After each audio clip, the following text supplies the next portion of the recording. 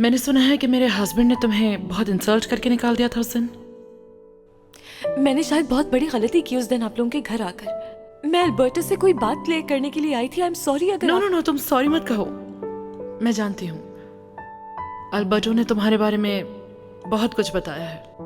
उसने कहा कि तुम बहुत इंटेलिजेंट और इंडिपेंडेंट हो, और मुझे बहुत शौक था तुमसे मिलने का। अच्छा, वाकई? पर क्यों? क्योंकि अल्बर्टो ने तुम्हारी इतनी बातें की तो सोचा मिलूं। मैम, मुझे अब चलना चाहिए, बहुत देर हो रही है। ठीक है, तुम्हें और भी काम होंगे। जी। अपने हस्बैंड की तरफ से मैं फिर से माफी चाहूंगी। कोई बात नहीं मैम, चले। Okay bye. Okay bye.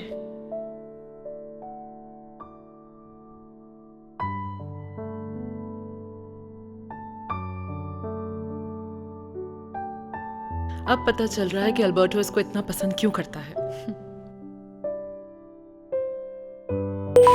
Like and subscribe.